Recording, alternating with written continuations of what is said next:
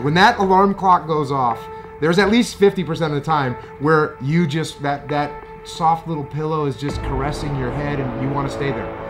And it takes discipline to go, nope, I'm gonna get up out of this bed and I'm gonna do what I'm supposed to do. We all average probably about 5 hours of sleep. Work hard, sleep less. Tomorrow morning, when that alarm goes off and you start feeling all the excuses that come in and that bed is cozy, I know what you're saying, I love my bed too. And you then go 5, 4, 3, 2, 1 and you get up. That discipline that you have at that moment, you win that fight. That's a big victory. And then that pattern will carry out throughout the day, because once you're up, well, now that I'm up, I might as well go work out because I'm already up and I feel good that I got up out of bed and I won that battle. Let me go win another battle. I'm gonna go get it done. And that discipline carries on throughout the day. So now you take that and you expand that out over a week and a month, and you end up with more discipline. And it starts with that simple act of getting up and getting out of bed in the morning. I work out twice before everyone wakes up. So it started off 4 o'clock in the morning where I'd start with my cardio, then I'd have breakfast, and then I would go to the gym, and then I'd go to work. And I wake up at 4:30 in the morning because no one else is awake yet. So that gives me the opportunity to do things that I need to get done kind of selfishly for myself. And the big one in that category is working out. And it doesn't feel good at 4:30 when you get up, but by the time 7 o'clock rolls around and you've already worked out and you've already gotten some work done, and you've got some time to say goodbye to your kids before they go to school, it's infinitely better than sleeping in until 6:45 and you get out of bed and now you missed your kids going to school or whatever. You're not prepared for the day. It's awful. Wake up at the same time every day. And if you pick that time and you start waking up at the same time every day, that's very good for you. It doesn't have to be 4:30, it could be 6:30, it could be 7. I don't know what your personal schedule is. Find out a time, pick it, set it, stick to it. Look, everyone has a problem with time, but the day has 24 hours and we sleep 6. Now I know there's some out there that say, whoa, I need 8.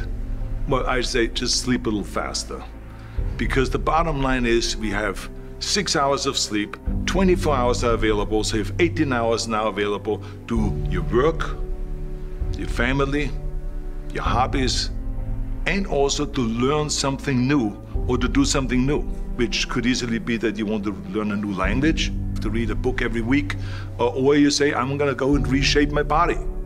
So you're gonna go and take this hour out of your schedule and say, I'm gonna train an hour every day.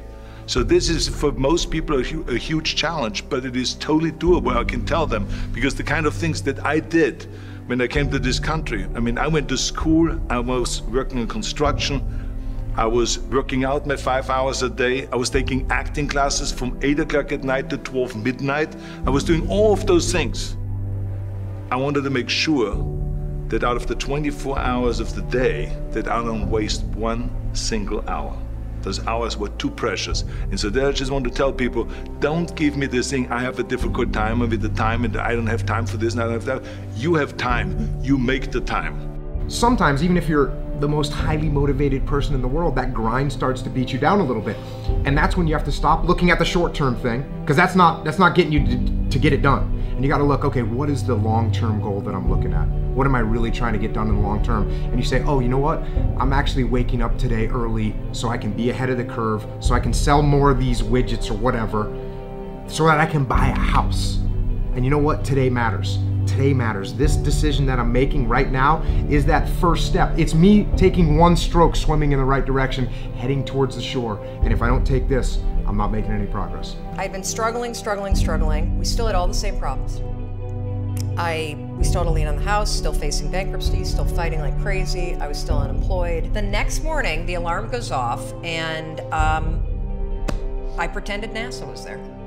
It's the stupidest story. I literally went 5, 4, 3, 2, 1. I counted out loud and then I stood up. And I'll never forget standing there. And for the first time in 3 months, I had beaten my habit of hitting the snooze button. I couldn't believe it. And I thought, wait a minute.